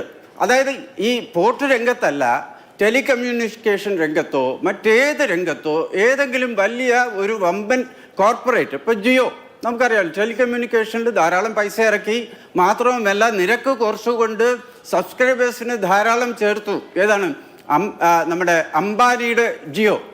അതൊരു മൊണോപ്പൊളിയിലേക്ക് പോകുകയാണെന്നുണ്ടെങ്കിൽ തീർച്ചയായിട്ടും നമ്മൾ ആമസോൺ, ആപ്പിളിൻ്റെ എഗൻസ്റ്റായിട്ടൊക്കെ നമ്മുടെ കോമ്പറ്റീഷൻ കമ്മീഷൻ നടപടി എടുത്തിട്ടുണ്ട്. അപ്പം ഞാൻ പറഞ്ഞു വന്നത്, അങ്ങനത്തെ കുത്തകയെ ചെറുക്കാൻ വേണ്ടിയിട്ടുള്ള സംവിധാനം ഇഫക്റ്റീവായിട്ട് നമ്മുടെ രാജ്യത്ത് ഇപ്പോഴുണ്ട്. മാത്രവുമല്ല ഈ ആശങ്ക, അതാണ് ഞാൻ പറഞ്ഞത്, വലിയൊരു ആശങ്കയാണെങ്കിൽ നമ്മളതിന് അനുമതി കൊടുക്കരുത്. പക്ഷെ അവിടെ വരുന്ന ദോഷം Abhilash, GIM, global investors meet, സമ്പത്തിനൊക്കെ അറിയാം, 2003 തുടങ്ങിയ ഒരു എഫർട്ട് സംസ്ഥാന ഗവൺമെൻറ്, AK ആന്റണി മുഖ്യമന്ത്രി, പ്രതിപക്ഷ നേതാവ് VS അച്യുതാനന്ദൻ, AB വാജ്പേയി അന്നത്തെ പ്രധാനമന്ത്രി, അന്ന് തൊട്ട് കഴിഞ്ഞ വർഷം ഗ്ലോബൽ ഇൻവെസ്റ്റേഴ്സ് മീറ്റ് നടത്തിയത് ആരാണ്? LDF ഗവൺമെൻറ് ആണ്. അപ്പോൾ ഞാൻ പറഞ്ഞു വന്നത്, തുടർച്ചയായി പല വർഷങ്ങളിലായി വിദേശ നിക്ഷേപം സ്വീകരിക്കാനും വരുത്താനും, നിക്ഷേപം തന്നെ വിദേശം മാത്രമല്ല സ്വദേശി പ്രൈവറ്റ് നിക്ഷേപം വരുത്താനും ഒക്കെയുള്ള നിരന്തരമായ പരിശ്രമം നടന്നുകൊണ്ടിരിക്കുന്നു. ആദ്യത്തെ ജിമ്മിൽ വന്ന മൊത്തം പ്രോമിസ് 23,000 കോടി. കഴിഞ്ഞ തവണ എനിക്കൊന്ന് പ്രോമിസ്, അതായത് ചുമ്മാ ഒരു വെള്ളപ്പേപ്പറിൽ ഒപ്പിട്ട തുക എല്ലാം കൂടെ കൂട്ടിയാൽ 35,000 കോടി എന്തോ ആയിക്കൊള്ളട്ടെ. അതിനെഗൻസ്റ്റായിട്ട് റിയലായിട്ട് 13,300 കോടി കേരളത്തിലെ ഒരു പ്രോജക്റ്റിന് വേണ്ടി ഇത് ഇടാൻ കെൽപ്പുള്ള ഒരു കമ്പനി വരുന്നു. ലോകത്തെ തന്നെ ഏറ്റവും കൂടുതൽ ഷിപ്പിംഗ് മേഖലയിൽ പ്രവൃത്തി പരിചയമുള്ള ഒരു കമ്പനി വരുന്നു. നമുക്ക് വമ്പിച്ച വികസന സാധ്യതകൾ ഇതിൽ കൂടി ഒരുക്കപ്പെടുന്നു. അദാനിയെക്കാളും ഒരു സ്റ്റെപ്പ് മുന്നിൽ നിൽക്കുന്ന, കാരണം എക്സ്പീരിയൻസ്, ഷിപ്പിംഗ് മേഖലയിലുള്ള എക്സ്പീരിയൻസ്, പൈസ ഇടാനുള്ള കെൽപ്പ്, മൊത്തം നമ്മുടെ ഷിപ്പിംഗ് മാർക്കറ്റ്, ഗ്ലോബൽ ഷിപ്പിംഗ് മാർക്കറ്റിൻ്റെ 20% ഓണർഷിപ്പ് ഉള്ള ഒരു കമ്പനി വരുന്നത്, ബാങ്ക് ലോൺ കൊടുക്കുന്ന ആ ഒരു പരിചയം എനിക്കുണ്ട്. സർക്കാരിൻ്റെ സപ്പോർട്ട് ഞാൻ നിരീക്ഷിക്കാറുണ്ട്. കുറച്ചുകൂടി കെൽപ്പുള്ള ഒരു കമ്പനി നമ്മുടെ പ്രോജക്റ്റിൻ്റെ നിക്ഷേപത്തിൽ കൂടി പ്രോജക്റ്റ് ഓണറായിട്ട് പോലും മാറിയിട്ടില്ല. ആസ് ഓഫ് നോ 51-49 എന്നാണ് അവർ പറയുന്നത്. അതായത് അദാനിയുടെ കമ്പനിയിലെ 51 അദാനിയുടെ കൈവശം ഇപ്പോഴും ഉണ്ട്. നമ്മുടെ VISL, government of Kerala company, അതേപോലെ നിൽക്കുന്നു. ഇതിന് നമ്മൾ ഉദ്ദേശിക്കുന്ന എന്തെങ്കിലും ഒരു അപകടം, ആശങ്ക ഉണ്ടെങ്കിൽ അതിന് തടയിടാനുള്ള സംവിധാനങ്ങളും റൈറ്റ്സും അവകാശവും നമ്മുടെ കയ്യിലുള്ളത് കൊണ്ട് ഇത് ശരിക്കും, ഞാൻ ഒരു സെന്റൻസ് മാത്രം അഭിലാഷ് പറഞ്ഞോളാം, ഇത് നമ്മൾ 2 കൈയും നീട്ടി സ്വീകരിക്കണം. നമ്മുടെ രാജ്യ താല്പര്യങ്ങൾ, സെക്യൂരിറ്റി ക്ലിയറൻസ്, സെക്യൂരിറ്റി ആംഗിൾ എന്തെങ്കിലും ഉണ്ടെങ്കിൽ തടയിടണം. മാത്രമല്ല ഒരു നിർദ്ദേശം ശരിക്കും ചെയ്യേണ്ടത്, വിഴിഞ്ഞത്ത് ഇന്ന് ആസ് ദ ക്രോ ഫ്ലൈസ് 13 കിലോമീറ്ററേ ഉള്ളൂ തമിഴ്നാട്. ശരിക്കും ചെയ്യേണ്ടത് തമിഴ്നാട് കേരള ഗവൺമെൻറ്റുകൾ കൈകോർത്തുകൊണ്ട് ഈ ഒരു സംഭവ വികാസത്തിൽ നിന്നും പശ്ചാത്തല വികസനം, ജോബ്സിന്റെ എണ്ണം കൂട്ടുക, മറ്റുള്ള വികസനം, ഈ മൊത്തത്തിൽ ഏരിയയ്ക്ക് സാധ്യത ഉപയോഗിക്കണം എന്നുള്ളതാണ്. ജിൻഡോ ജോൺ, സർക്കാർ എന്ത് ചെയ്യും എന്നുള്ളതാണ് അടുത്ത ചോദ്യം. കൺസെഷൻ എഗ്രിമെന്റിന്റെ 5(3) അനുസരിച്ച് സർക്കാരിനെ അറിയിക്കാതെ, സർക്കാരിൻ്റെ മുൻകൂർ അനുമതി ഇല്ലാതെ ഓഹരി കൈമാറ്റം നടത്തിയാൽ അത് കരാറിൻ്റെ ലംഘനമാണ്. അത് ഗുരുതരമായ പ്രത്യാഘാതങ്ങളിലേക്ക് നയിക്കും. പക്ഷേ വിഴിഞ്ഞം പദ്ധതി എന്നുള്ളത് കേരളത്തിൻ്റെ ഭാവിയുമായി ബന്ധപ്പെട്ട് നമ്മൾ ഏറ്റവും അധികം ഉറ്റുനോക്കുന്ന പദ്ധതിയാണ് എന്നിരിക്കെ കോൺഫ്രണ്ടേഷനിലേക്ക് പോവുക എന്നുള്ളതായിരിക്കില്ലല്ലോ സർക്കാരിൻ്റെ താല്പര്യം. മറിച്ച് സംസ്ഥാനത്തിൻ്റെ താല്പര്യം സംരക്ഷിക്കുക എന്നുള്ളതായിരിക്കുമെന്നാണ് ഞാൻ മനസ്സിലാക്കുന്നത്. അപ്പോൾ അതനുസരിച്ച് മുഖ്യമന്ത്രി പറയുന്ന കാര്യങ്ങളുണ്ട്. നാഷണൽ സെക്യൂരിറ്റി പ്രശ്നങ്ങളൊക്കെ അഡ്രസ്സ് ചെയ്യും. ഒപ്പം ഭാവി വികസനം എന്നുള്ളത് കണക്കാക്കിയുള്ള മുന്നോട്ട് പോക്കാകും ഉണ്ടാവുക എന്ന്. ഗവൺമെൻറ് ഈ ഓഹരി കൈമാറ്റത്തെ അംഗീകരിക്കുകയാകുമോ ചെയ്യുക, അതോ ഈ ഓഹരി കൈമാറ്റം വേണ്ട എന്ന നിലപാടെടുക്കുമോ? അങ്ങനെ ഓഹരി കൈമാറ്റം വേണ്ട എന്ന് ഈ പദ്ധതിയുടെ സ്വകാര്യ പങ്കാളിയോട് വാശി പിടിക്കാൻ സംസ്ഥാന സർക്കാരിന് കഴിയുമോ? അല്ല അഭിലാഷ്, ഞാൻ മനസ്സിലാക്കുന്നത് ഇപ്പോൾ ഇത്തരം വിഷയങ്ങളിൽ എന്നെക്കാളും എക്സ്പെർട്ട് ആയിട്ടുള്ള ആളുകൾ നമ്മുടെ പാനലിൽ തന്നെ അവരോട് സംസാരിക്കുന്നതും ഇന്ന് കേരളത്തിൽ ഇതുമായി ബന്ധപ്പെട്ട ദൃശ്യമാധ്യമങ്ങളിൽ വന്ന വാർത്തകളും പലരുടെ എക്സ്പേർട്ട് ഒപ്പീനിയൻസും ഒക്കെ ഞാൻ കേട്ടതെന്ന് ഞാൻ മനസ്സിലാക്കുന്നത് സർക്കാർ അങ്ങനെ വാശി പിടിച്ചൊരു വഴക്കിലേക്ക് പോവുക പ്രയാസം ഉണ്ടാക്കുമെന്ന് ഞാൻ വിചാരിക്കുന്നില്ല. പക്ഷേ ഇത് രണ്ട് പാർട്ടികൾ എന്നുള്ള നിലയ്ക്ക് പരസ്പരം പറഞ്ഞ് പരസ്പരം ധാരണയോടെ മുന്നോട്ട് പോകേണ്ട ഒരു കാര്യമാണ്. പിന്നെ ഞാൻ വിചാരിക്കുന്നത് ഞങ്ങളെ ഏറ്റവും അധികം എതിർക്കുന്ന ദേശാഭിമാനി പത്രം പോലും ഇന്ന് ഇത് വലിയ നേട്ടമായിട്ടാണ് പറഞ്ഞത്. പിന്നീടാണ് പ്രതിപക്ഷ നേതാവ് പിണറായി വിജയൻ അതിനെതിരായിട്ട് സഭയിൽ പറഞ്ഞത്. പിന്നെ നേതാക്കന്മാരൊക്കെ പതുക്കെ ലൈൻ മാറ്റിയതെങ്കിലും പൊതുവിൽ ആളുകൾ എല്ലാവരും കാണുന്നത് കേരളത്തിലേക്ക് വരുന്ന വൻ വിദേശ നിക്ഷേപം, അതുകൊണ്ട് അതുമായി ബന്ധപ്പെട്ട അനുബന്ധ ഗുണഫലങ്ങൾ കേരളത്തിൻ്റെ സാമ്പത്തിക രംഗത്ത് ഉണ്ടാകുമെന്നാണ് അതിനെ ആളുകൾ എസ്റ്റിമേറ്റ് ചെയ്യുന്നത്. അതിനപ്പുറത്ത് ഇതൊരു ഇത്തരത്തിൽ അതിനേക്കാൾ സർക്കാർ ഇനി എന്ത് ചെയ്യുമെന്ന് ചോദിച്ചാൽ ഞാൻ പറയുന്ന മറുപടി കുറച്ച് നേരത്തെ ആകുമെന്ന് ഞാൻ വിചാരിക്കുന്നത്. കാരണം ഇത്തരത്തിലുള്ള ഒരു ചർച്ചകൾ തുടങ്ങുന്നേ ഉള്ളൂ. സർക്കാരിലേക്ക് അതിൻ്റെ അനുമതി പത്രത്തിന് വേണ്ടിയിട്ട് അല്ലെങ്കിൽ അത്തരം ഡിസ്കഷന് വേണ്ടിയിട്ട് അദാനി ഗ്രൂപ്പ് ശ്രമിക്കുന്നേ ഉള്ളൂ. അപ്പോൾ ഞാൻ അതിനു മുമ്പ് ഒരു അഭിപ്രായം സർക്കാരിന് വേണ്ടി പറയാൻ ഞാൻ ആളുമല്ല. അത്തരത്തിലൊരു ആൻറ്റിസിപ്പേഷൻ നടത്തുന്നത് ശരിയുമല്ലെന്ന് ഞാൻ വിചാരിക്കുന്നത്. ശരി, അതിൽ ശ്രീ വിജയ് മാത്യു, MSC കേരളത്തിലെ ഒരു തുറമുഖം കൈകാര്യം ചെയ്താൽ എന്ത് സംഭവിക്കും? ഏറ്റവും വലിയ ഷിപ്പിംഗ് കമ്പനിയാണ്. അപ്പോൾ അവർ 13,000 കോടി മുടക്കുന്നുണ്ടെങ്കിൽ സ്വാഭാവികമായിട്ടും അവർ അതിൽ നിന്ന് റിട്ടേൺ പ്രതീക്ഷിച്ചാണല്ലോ. ഈ തുറമുഖം നമ്മുടെ പ്രതീക്ഷയ്ക്കൊത്ത് വളരുക എന്നുള്ളത് വളരെ പ്രധാനപ്പെട്ട കാര്യമാണ്. അപ്പോൾ അതിന് വേണ്ട ഏറ്റവും പ്രധാനപ്പെട്ട ഫെസിലിറ്റേറ്റർ ആവാൻ ഈ നിക്ഷേപത്തിന് കഴിയില്ലേ? അല്ലെങ്കിൽ MSC കമ്പനിക്ക് സ്വാഭാവികമായും കഴിയില്ല. വളരെ ക്രിട്ടിക്കലായിട്ടുള്ള ഒരു റൂട്ടാണിത്. അങ്ങനെ നോക്കുമ്പോൾ ബംഗ്ലാദേശിൽ നിന്ന് അടക്കം ഉള്ള ഈ ടെക്സ്റ്റൈൽസുമായി ബന്ധപ്പെട്ടതടക്കമുള്ള കണ്ടെയ്നറുകൾ കൈകാര്യം ചെയ്യുന്ന വിധത്തിലേക്ക് വിഴിഞ്ഞത്തെ മാറ്റാനും, അങ്ങനെ വിഴിഞ്ഞം ആ തരത്തിൽ വലിയ ഒരു കണ്ടെയ്നർ ടെർമിനലായി മാറിയാൽ അതിൻ്റെ അനുബന്ധ ഗുണഫലം തിരുവനന്തപുരം നഗരത്തിന് മൊത്തമായി ലഭിക്കുകയും, ഇപ്പോൾ മുഖ്യമന്ത്രിയുടെ ഡ്രീം പ്രൊജക്ട് തന്നെ മിഷൻ സമുദ്രയാണ്. കേരളത്തെ മുഴുവനായിട്ടൊരു പോർട്ട് സിറ്റിയാക്കി മാറ്റുക എന്നുള്ളൊരു ഡ്രീം പ്രൊജക്ട് മുഖ്യമന്ത്രിക്കുണ്ട്. സമയമെടുത്താണെങ്കിലും അദ്ദേഹം അത് ഒരു അർത്ഥത്തിൽ ആലോചിക്കുന്നുണ്ടാവും. അപ്പോൾ അതിൻ്റെയൊക്കെ ഒരു പ്രധാനപ്പെട്ട ഘടകമായി ഇതിന് വർത്തിച്ചുകൂടെ?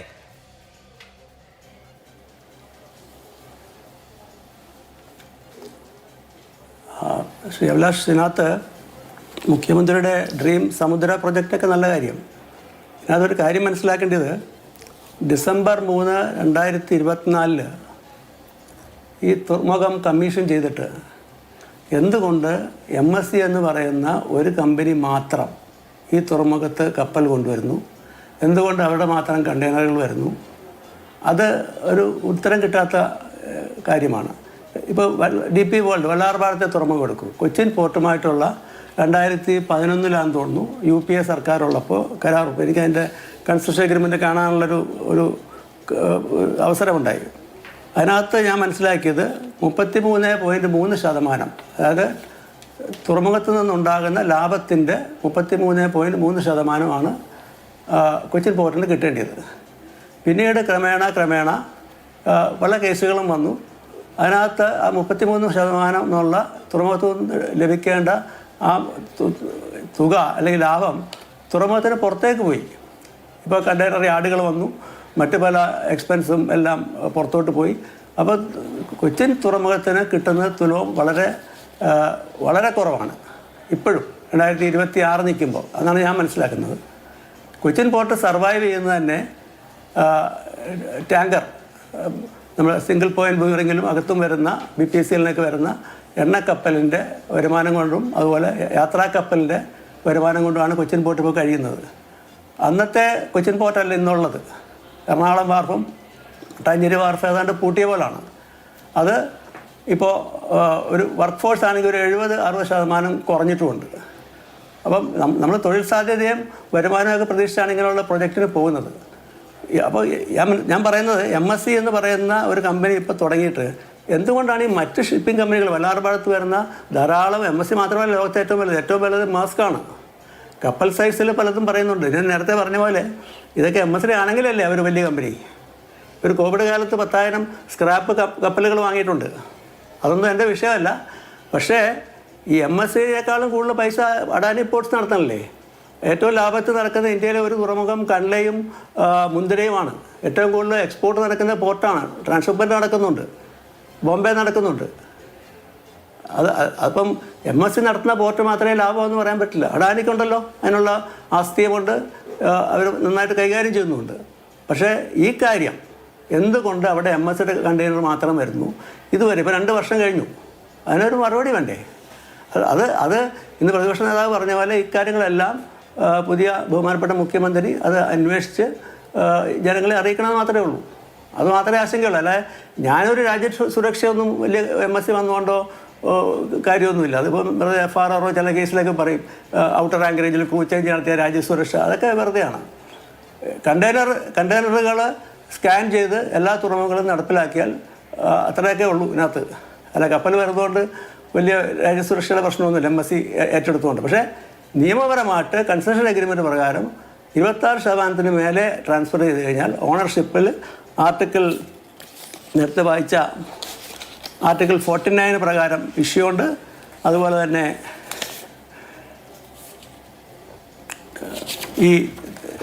ഇപ്പം ഈ വയലേഷൻ കാരണം 38.3 വെച്ചിട്ട് ടെർമിനേഷൻ ക്ലോസ് ഉണ്ട്. പക്ഷേ ആ ടെർമിനേഷൻ ക്ലോസ് ഞാൻ കണ്ട ഈ ഓൺലൈനിലുള്ള കൺസെഷൻ എഗ്രിമെൻറ്റ് പ്രകാരം വളരെ വേഗമാണ്.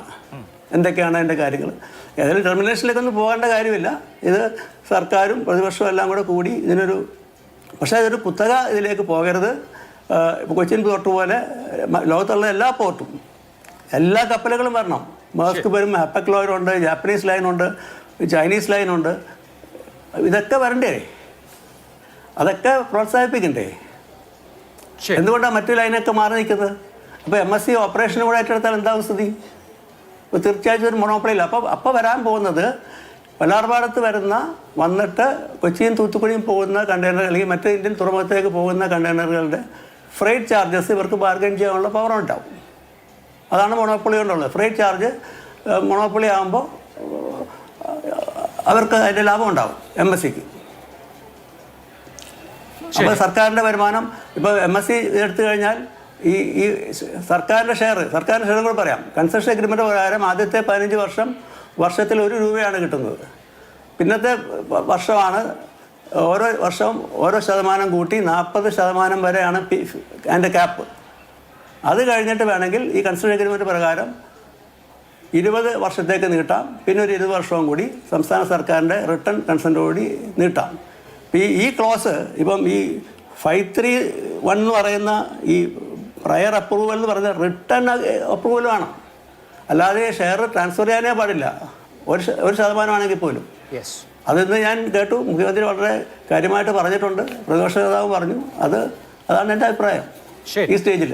തീർച്ചയായിട്ടും ജയേന്ദ്രൻ മാഷ് പറഞ്ഞ പോലെ വലിയ ആശങ്കയുടെ ആവശ്യമില്ല ഇപ്പോൾ. ശരി, ഓക്കെ, തീർച്ചയായിട്ടും. ശ്രീ സമ്പത്ത്, നോക്കൂ, നമുക്ക് ഈ വിഴിഞ്ഞം പദ്ധതി കമ്മീഷൻ ചെയ്തത് മുതൽ അവിടുത്തെ ഓരോ കാര്യവും വലിയ കപ്പലുകൾ വരുമ്പോൾ ഒക്കെ ഇതൊരു വലിയ വിജയമായി ആഘോഷിച്ച ആളുകളാണ് കഴിഞ്ഞ സർക്കാർ, LDF സർക്കാർ. അവിടെ ഈ കണ്ടെയ്നറുകളുടെ എണ്ണം, എത്തുന്ന കപ്പലുകളുടെ എണ്ണം, ലഭിക്കുന്ന വരുമാനം, ഇതൊക്കെ നേട്ടമായി അവതരിപ്പിക്കുമ്പോൾ സ്വാഭാവികമായിട്ടും ഇതൊരു സക്സസ് ആണ്, ഇതൊരു സക്സസ് സ്റ്റോറിയാണ്. വിഴിഞ്ഞം എന്നുള്ള സക്സസ് സ്റ്റോറിയെ കേരളത്തിന് പരിചയപ്പെടുത്തണമെന്ന് നിങ്ങൾക്കുണ്ടായിരുന്നു, അത് ചെയ്തിട്ടുണ്ട്. അപ്പോൾ ഇപ്പോൾ ഒരുപക്ഷെ ആ സക്സസും കൂടി കണ്ടിട്ടാവാം MSC എന്ന് പറയുന്ന കമ്പനി അവിടെ നിക്ഷേപിക്കാൻ ഒരുങ്ങുന്നു. ഇന്ത്യയിലെ തന്നെ മറ്റ് തുറമുഖങ്ങളിൽ ഈ കമ്പനി നിക്ഷേപിച്ചിട്ടുണ്ട്.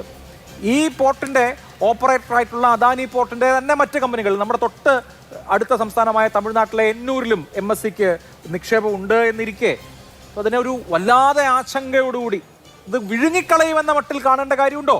ചരിത്രത്തിൽ ആദ്യമായിട്ടാണോ MSC ഇന്ത്യയിലെ ഒരു തുറമുഖത്ത് നിക്ഷേപം നടത്തുന്നത്?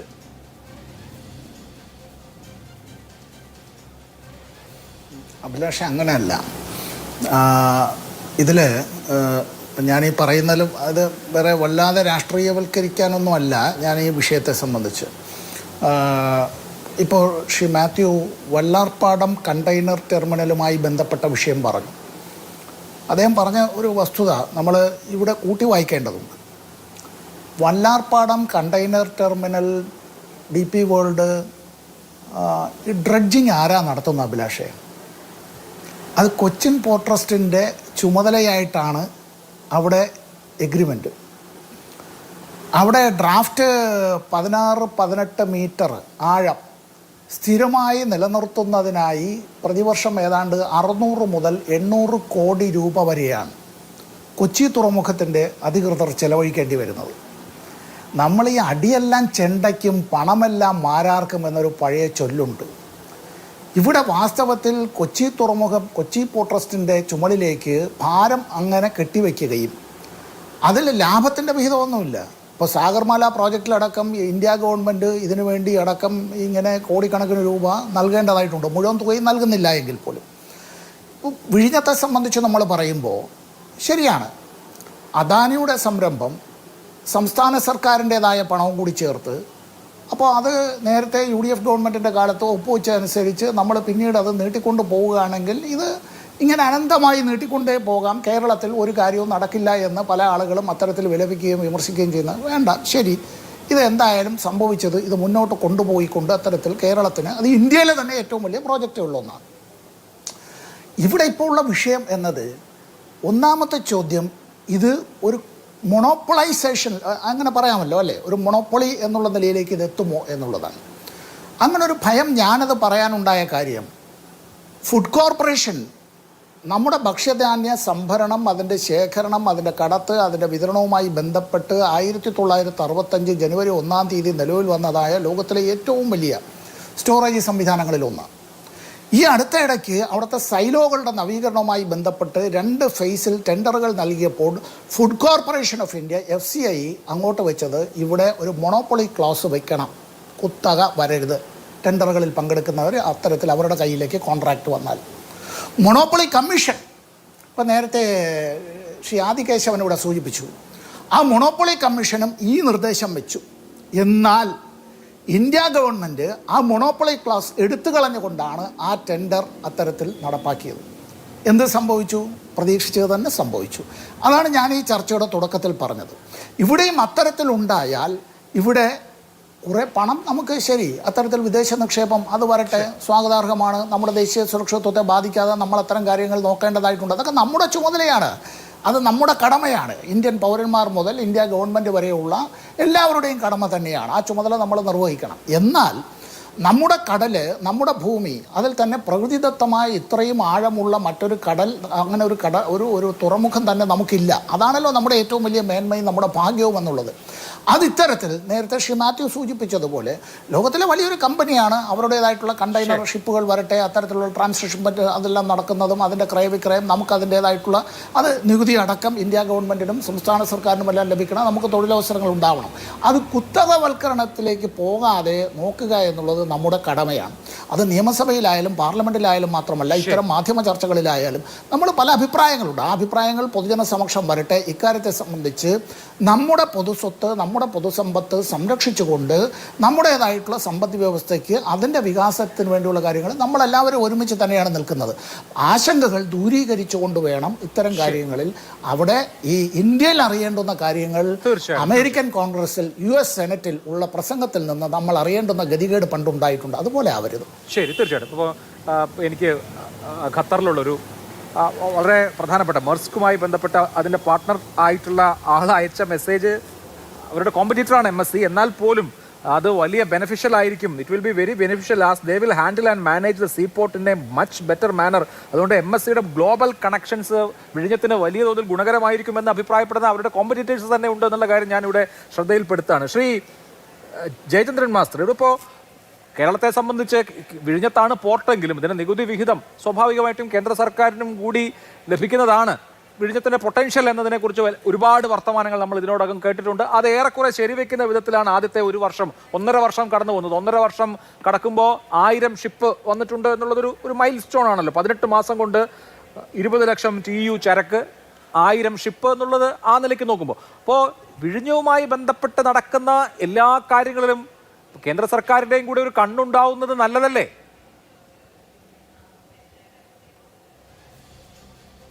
സ്വാഭാവികമായിട്ടും അഭിലാഷ് ചൂണ്ടിക്കാണിച്ച കാര്യം വളരെ ശരിയാണ്. അതോടൊപ്പം തന്നെ മാത്യു സാറ് പറഞ്ഞ കാര്യങ്ങൾ പരിശോധിക്കപ്പെടേണ്ടതാണ്.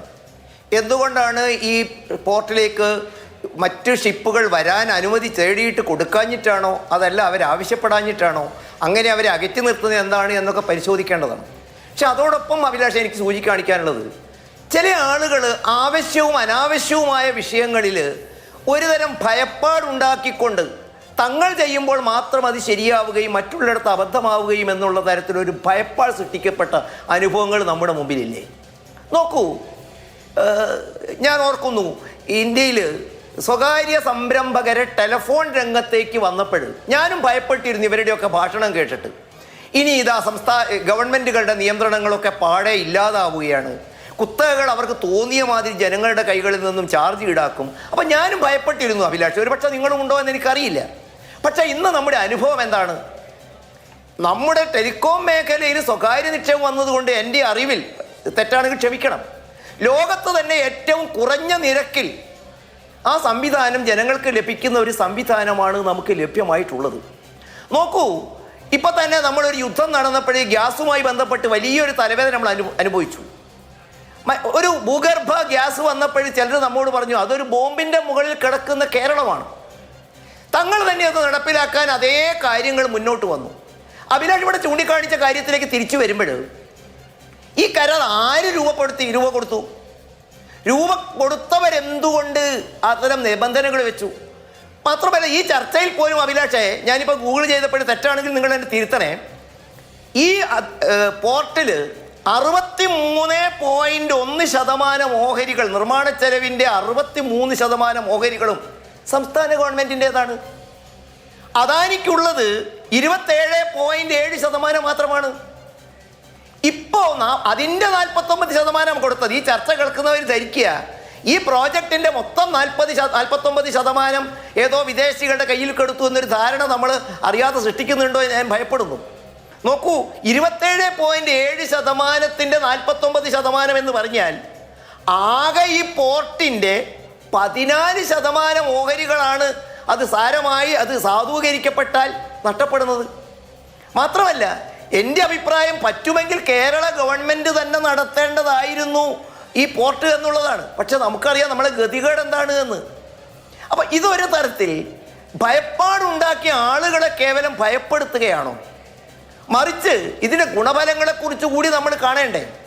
താങ്കൾ പറഞ്ഞ ഒരു കാര്യം ശരിയാണ്, കേന്ദ്ര ഗവൺമെൻറ് കൃത്യമായി വളരെ കൃത്യമായിട്ട് പരിശോധിക്കണം. അതിലൊരു ഭയപ്പാടുമില്ലാതെ ചെയ്ത അനുഭവം നമ്മുടെ മുമ്പിലേ. നോക്കൂ, മാഗി നൂഡിൽസ് എന്ന് പറയുന്ന ഒരു വലിയ അന്താരാഷ്ട്ര ഭീമൻ കമ്പനി ഇന്ത്യ രാജ്യത്ത് പ്രവർത്തിച്ചിരുന്നു. അവരുടെ നൂഡിൽസിനകത്ത് മനുഷ്യ ശരീരത്തിന് മാരകമായ അംശത്തിലുള്ള കാര്യങ്ങളുണ്ട് എന്ന് തിരിച്ചറിഞ്ഞു. ലോകത്തിൽ ഒരു സർക്കാരുകളും, ഒരുപക്ഷെ ഇന്ത്യയിലെ മുൻകാലത്ത് ഒരു സർക്കാരും ചെയ്യാത്ത തരത്തിൽ അവരുടെ കോടാനുകോടി വിലമതിക്കുന്ന നൂഡിൽസുകൾ കണ്ടുകെട്ടുകയും അത് തമിഴ്നാട്ടിലെ സിമെന്റ് ഫാക്ടറികളിലെ ചൂളയിലേക്ക് എറിഞ്ഞു കൊടുക്കുന്നതിന് മടി കാണിച്ചിട്ടില്ല. ഞാൻ ചൂണ്ടിക്കാണിക്കുന്നത് ഒരു ഗവൺമെന്റിനെ സംബന്ധിച്ചിടത്തോളം ഏറ്റവും വലുത് ആ രാജ്യത്തെ ജനങ്ങളുടെ സുരക്ഷയാണ്, അവരുടെ അഭിലാഷങ്ങളാണ്, അവരുടെ പ്രതീക്ഷയാണ്. സ്വാഭാവികമായിട്ടും ഇവിടെ നമ്മൾ പരിശോധിക്കപ്പെടേണ്ടതും സാക്ഷാത്കരിക്കപ്പെടേണ്ടതും താങ്കൾ പറഞ്ഞ മാതിരി ഇതും മാത്രമാണ്. അതിന് പകരം നമ്മൾ വെറുതെ ഒരുതരം ഭയപ്പാടുണ്ടാക്കി ഞങ്ങളല്ല ഇപ്പൊ ഇത് ചെയ്യുന്നത്, അതുകൊണ്ട് ഇതൊക്കെ അബദ്ധമാണ് എന്നതിന് പുറത്തേക്ക് ഇത്തരം കാര്യങ്ങളിൽ ജനങ്ങൾക്കൊപ്പം നിന്നുകൊണ്ടും അത് സംരക്ഷിക്കപ്പെടുകയും അത് തിരസ്കരിക്കുന്ന ഘട്ടത്തിൽ അതിനെ നിയന്ത്രിക്കാനുള്ള കെൽപ്പുള്ള ഭരണകൂടങ്ങളായി മാറുകയുമാണ് ചെയ്യേണ്ടത്. അല്ലാണ്ട് കാടടച്ച് ഇതൊക്കെ എതിർപ്പാണ്. ലോകക്രമം ഓരോ ദിവസം കഴിയുമ്പോഴും അഭിലാഷം മാറിക്കൊണ്ടിരിക്കുകയല്ലേ. നിങ്ങളും ഞാനും ആഗ്രഹിക്കുന്ന രൂപത്തിൽ മാത്രം ലോകം മുന്നോട്ട് പോകണമെന്ന് ധരിക്കുന്നത് ശഠിക്കുന്നത് ശരിയാണോ? അതുകൊണ്ട് ലോകത്തിന്റെ മാറ്റങ്ങൾ, നമ്മുടെ ധനകാര്യ രംഗത്തുണ്ടാകുന്ന മാറ്റങ്ങൾ, നിക്ഷേപത്തിലുണ്ടാകുന്ന ഗുണപരമായ കാര്യങ്ങൾ, ഇതൊക്കെ ഉപയോഗപ്പെടുത്തിക്കൊണ്ട് സംസ്ഥാനത്തിന്റെ ഗുണപരമായ നേട്ടത്തിന് ഉപയോഗപ്പെടുത്താനുള്ള ത്രാണിയുള്ള ഗവൺമെന്റുകൾ ഉണ്ടാകും. അത് സതീശനും കേന്ദ്ര ഗവൺമെന്റും നിറവേറ്റണം. അതിന് ആദ്യഘട്ടം എന്നുള്ള നിലയ്ക്ക് സംസ്ഥാനത്തിന്റെ ഭാഗത്ത് അഭിപ്രായങ്ങൾ വരട്ടെ. നിശ്ചയമായിട്ടും അഭിലാഷ് പറഞ്ഞ കാര്യങ്ങൾ ഗൗരവപൂർവ്വം പരിഗണിക്കേണ്ടതാണ് എന്ന് തന്നെയാണ് എന്റെ അഭിപ്രായം. അവിടെ ശ്രീ എസ് ആദികേശവൻ, ഇപ്പൊ ഈ ഈസ്റ്റ് വെസ്റ്റ് ട്രേഡ് ലൈനിൽ നിന്ന് 10 നോട്ടിക്കൽ മൈൽ മാത്രം അകലെയുള്ള വളരെ സുപ്രധാനമായ തന്ത്രപ്രധാനമായ ഒരു സ്ഥാനം വിഴിഞ്ഞം തുറമുഖത്തെ സംബന്ധിച്ചുണ്ട്. നമ്മൾ ഒരുപാട് പറഞ്ഞതുപോലെ സ്വാഭാവികമായ ആഴം ഉള്ള ഡ്രഡ്ജിങ് ആവശ്യമില്ലാത്ത തുറമുഖം, ഇങ്ങനെ ഒരുപാട് വലിയ സാധ്യത പൊട്ടൻഷ്യൽ അവിടെ കിടക്കാണ്. നമുക്ക് സമീപ പ്രദേശങ്ങളിൽ തന്നെ, സമീപ പ്രദേശം എന്ന് പറയുമ്പോൾ അധികം ദൂരെ അല്ലാതെ കൊളംബോ പോർട്ടുണ്ട്, ഏഷ്യൻ തീരത്ത് തന്നെ സിംഗപ്പൂർ, ജബൽ അലി, വലിയ വലിയ തുറമുഖങ്ങളുണ്ട്, വലിയ വാണിജ്യം നടക്കുന്ന തുറമുഖം. അപ്പോൾ അവിടെ നിന്ന് അതിൻ്റെ ഒരു അംശമെങ്കിലും വിഴിഞ്ഞത്തേക്ക് വരിക, ഇതൊരു വലിയ തുറമുഖമായി ഒരു പക്ഷേ ഈ പറഞ്ഞ സിംഗപ്പൂർ പോർട്ടിൻ്റെയൊക്കെ പകുതിയെങ്കിലും ശേഷിയുള്ള അത്രയും ബിസിനസ് നടക്കുന്ന ഒരു തുറമുഖമായി മാറുക, അതൊക്കെ നമ്മുടെ വലിയ ആഗ്രഹമാണ്, വലിയ സ്വപ്നമാണ്. അതനുസരിച്ച് വലിയ തുറമുഖം വരുമ്പോൾ ആ തുറമുഖത്തിന് ചുറ്റുമുള്ള പ്രദേശം വികസിക്കും, അങ്ങനെ ഒരു തുറമുഖ നഗരമായി തിരുവനന്തപുരം മാറും. വിശാലാർത്ഥത്തിലുള്ള കാഴ്ചപ്പാടാണ്. അങ്ങനെയൊക്കെ പലരും സ്വപ്നം കണ്ടിട്ടുണ്ട്. പക്ഷേ ആ നിലയിലേക്ക് എത്തിയിട്ടില്ല. എത്തുമെന്ന പ്രതീക്ഷയോ ആഗ്രഹമോ ഒക്കെ ഉണ്ട് താനും. അപ്പോൾ ഇവിടെ ഇപ്പോൾ സംഭവിക്കുന്ന കാര്യങ്ങൾ MSCയെ പോലെ വളരെ ഗ്ലോബൽ എക്സ്പോഷറുള്ള ഈ രംഗത്തെ ഏറ്റവും പ്രധാനപ്പെട്ട കമ്പനി അവിടെ മുതലിറക്കുന്നു. അവരുടെ ലക്ഷ്യം എന്ന് പറയുന്നത് അവരുടെ ലാഭമായിരിക്കും, അതൊരു സംശയമില്ല. അപ്പോൾ ആ കാര്യത്തിൽ നിലവിലുള്ള സർക്കാരിന് എന്തെല്ലാം കാര്യങ്ങൾ ചെയ്യാം? ഇത് ഫെസിലിറ്റേറ്റ് ചെയ്യണോ അതോ ജാഗ്രതയോടുകൂടി ഇവരിത് അടിച്ചുകൊണ്ട് പോകാൻ നിൽക്കുകയാണോ എന്ന നിലയിൽ പ്രവർത്തിക്കണോ?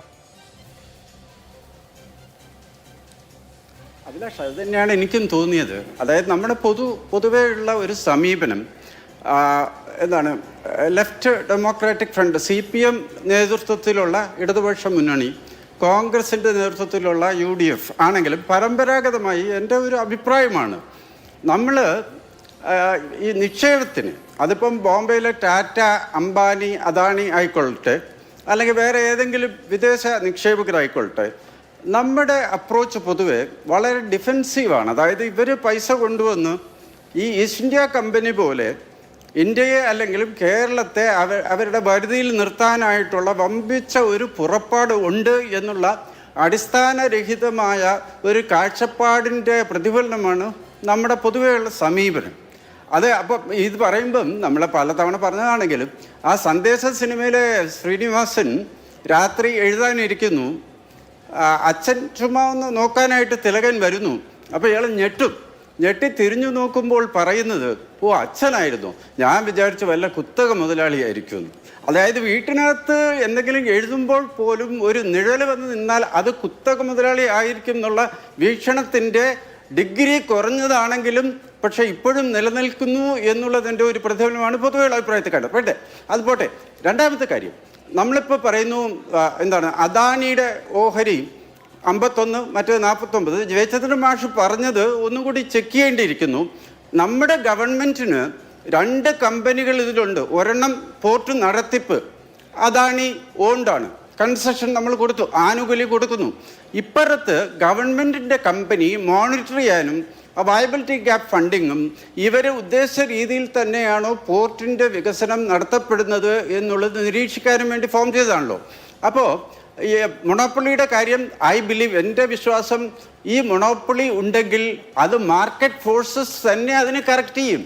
അതായത് ഈ മൊണോപ്പൊളി കൊണ്ട് MSC വളരെ ഏകപക്ഷീയമായ നേട്ടങ്ങൾ ഉണ്ടാക്കാൻ ശ്രമിക്കുന്നു.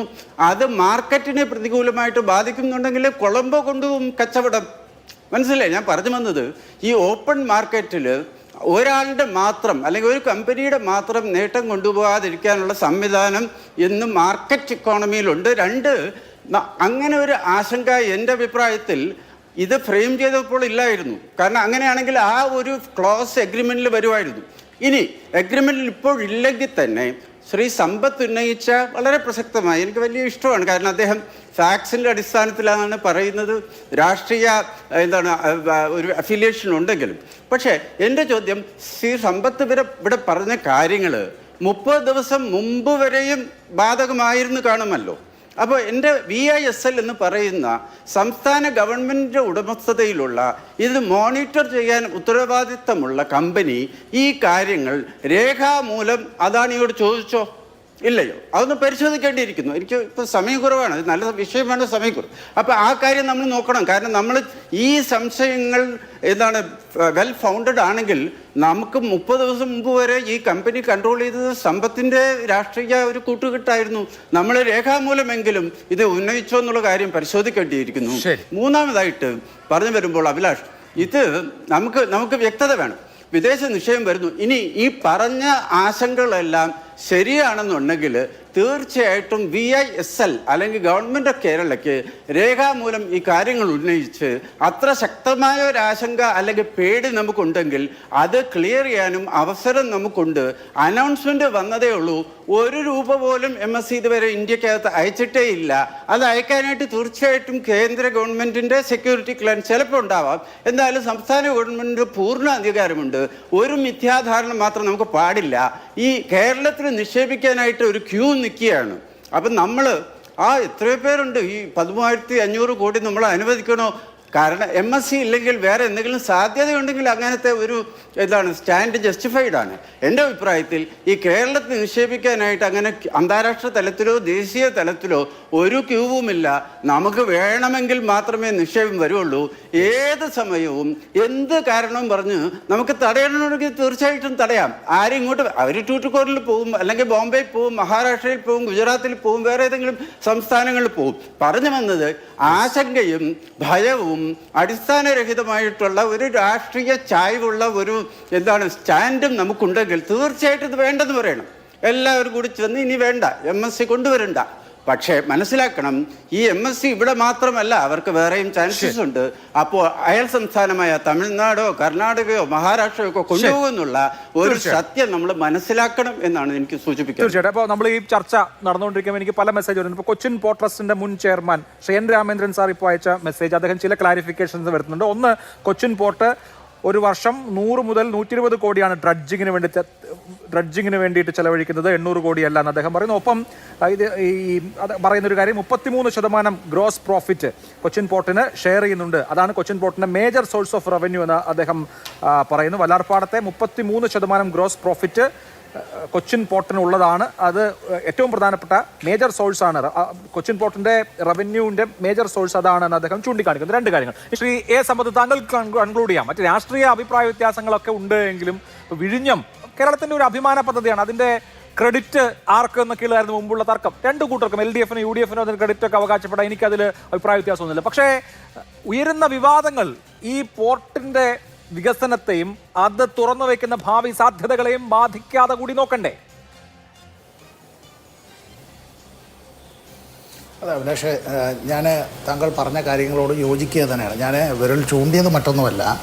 ഇവിടെ ഇപ്പോൾ നമ്മുടെ ഈ ചർച്ചയിൽ തന്നെ ഉയർന്നു വന്ന ഒരു കാര്യമുണ്ട്. ഈ അദാനി വിഴിഞ്ഞം പോർട്ട് പ്രൈവറ്റ് ലിമിറ്റഡ് AVPPL, അതിലാണ് ഈ MSCയുടേതായ ഈ ഓഹരി ഇവരിൽ നിന്ന് ഓഹരി വാങ്ങി MSCയുടെ ആ വിഷയമാണ് നമ്മൾ ചർച്ച ചെയ്യുന്നത്. എന്നാൽ വിഴിഞ്ഞം ഇൻ്റർനാഷണൽ സീപോർട്ട് ലിമിറ്റഡ് എന്നുള്ള വിസിൽ എന്ന ചുരുക്കപ്പേരിൽ വിളിക്കുന്നത്, അത് സംസ്ഥാന ഗവൺമെൻറ്റിൻ്റെ ഉടമസ്ഥതയിലുള്ളതും അതൊരു special purpose vehicle handling, port monitoring, infrastructure development, അത്തരം കാര്യങ്ങളാണ്. ഇവിടെ ഈ പറഞ്ഞ ഈ AVPPL-ലേതാണ് ഈ വിഷയം. അപ്പോൾ ഇത് സംബന്ധിച്ചുള്ളത് കൂടുതൽ വിവരങ്ങൾ നമ്മൾ അറിയേണ്ടതായിട്ടുണ്ട്. ശരി, കണ്ണുമടച്ച് വിദേശ നിക്ഷേപത്തെ എതിർക്കുക എന്നുള്ള നിലയിലല്ല ഞാൻ ഈ പറഞ്ഞത്. പക്ഷേ ഇത് സംബന്ധിച്ച് നമ്മൾ അറിയണം കാര്യങ്ങൾ. നമ്മുടെ രാജ്യത്തെ സംബന്ധിച്ച്, നമ്മുടെ നാടിനെ സംബന്ധിച്ച് അവരുടെ നിക്ഷേപങ്ങൾ വരുമ്പോൾ ഇത്തരം കാര്യങ്ങളിലുള്ളത്, ഇതെല്ലാം ഈ മുഴുവൻ കാര്യങ്ങളും ഇത്തരത്തിലുള്ള ഏതെങ്കിലും ഒരു കമ്പനിയുടെ വകയായി അത്തരത്തിൽ അദാനിയുടേതായിട്ടുള്ള സ്വന്തം സമ്പാദ്യമായി അങ്ങനെ നിക്ഷേപിക്കപ്പെട്ട അത്തരം ഒരു കാര്യത്തിലേക്കല്ല ഇത് പോയിട്ടുള്ളത്. പൊതു സ്വത്തിൽ നിന്നാണ് ഇത്തരത്തിലേക്ക് പോയിട്ടുള്ളത്. അതുകൊണ്ടാണ് ഇത്തരം കാര്യങ്ങളെക്കുറിച്ച് നമുക്ക് പൊതുജനങ്ങൾക്ക് ഇത് കൂടുതൽ അറിയാനുള്ള അവകാശമുണ്ട് എന്ന് ഞാൻ പറഞ്ഞത്. അതൊരിക്കലും അത്തരം കാര്യങ്ങൾ, ആശങ്കകൾ ഉണ്ടായാൽ ആശങ്കകൾ ദൂരീകരിക്കപ്പെടേണ്ടതുണ്ട്. ആ ആശങ്ക ദൂരീകരിക്കേണ്ടതിൻ്റെ അനിവാര്യത എന്നുള്ളത് മാധ്യമങ്ങളെക്കാൾ കൂടുതൽ അത് സംസ്ഥാന യൂണിയൻ ഗവൺമെന്റുകൾക്കാണ്. അത് സംസ്ഥാന സർക്കാർ ചെയ്യട്ടെ. അതിൽ പോസിറ്റീവായിട്ടുള്ള റെസ്പോൺസാണ് മുഖ്യമന്ത്രി ഇന്ന് നിയമസഭയിൽ നടത്തിയത്. വളരെ നന്ദി. വളരെ ഫലപ്രദമായ ചർച്ചയായിരുന്നു എന്നാണ് ഞാൻ പ്രതീക്ഷിക്കുന്നത്. എല്ലാ പാനലിസ്റ്റുകൾക്കും ഹൃദയം നിറഞ്ഞ നന്ദി. സൂപ്പർ പ്രൈം ടൈം അവസാനിച്ചു. നമസ്കാരം.